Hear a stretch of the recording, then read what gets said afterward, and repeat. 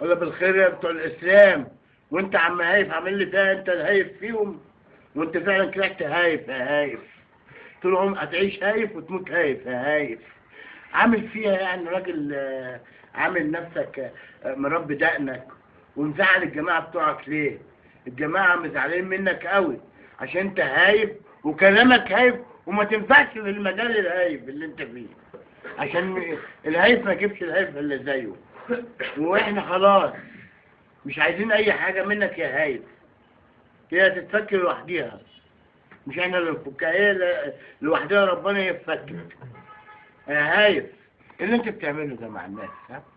وعامل نفسك مشغل كذا وكذا كذا، عيب كده يا هايف. ها؟ وايه ده اللي انت عامله ده؟ مربي دقنك ليه؟ ها؟ وانت النشيد الوطني والامير واقف وانت بتلعب في الموبايل يا هايف، عيب عليك. ده اعمل بطليل كويس نادي، يبقى انت معاهم تغني معاهم، مش يبقى طول عمرك هايف. ها؟ طول الرب. انت عامل لي فيزا بتاع افغانستان ولا طالبان؟ ايه ده اللي انت بتعمله ده؟ بطليل الكويت نجدي نجدي. انا اول واحد بحط التليفون في جيبي واسمع النشيد وارفع بطليل الكويت نجدي نجدي. شفت انا بعمل ازاي هايف يا ابن الهايفه؟ طول عمرك هايف، هتموت هايف، هتعيش هايف. ها؟ والسم اللي سماك هايف على كالسم انا كمان.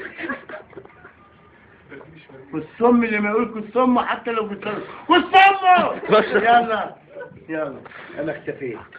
ايه ده؟ بطليل كويس نجدي نجدي، وانت معاك في ايديك والامير واقف وكله، وانت بتعمل كل حاجه. يا هايف يا ابن الهايفه، هيفني معاك، هيفني فوق.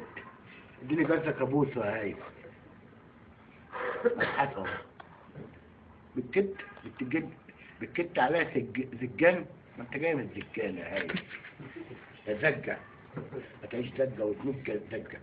قال ايه انا واقف مش عارف ايه، والتاني العالم واقفة بتسمع النشيد الوطني يقول بطليل الكويت نجدي نجدي، والتاني قاعد بيبص في التليفون. يعني هو هم عايش اكنه في افغانستان او باكستان او مش عارف فين. انت احنا فين؟ احنا فين؟ احنا هنا يا هايف. هيفني يا ابو هايفه، ولا يسموك هيفاء واحد احسن. ها؟ هيفاء واحد. ها؟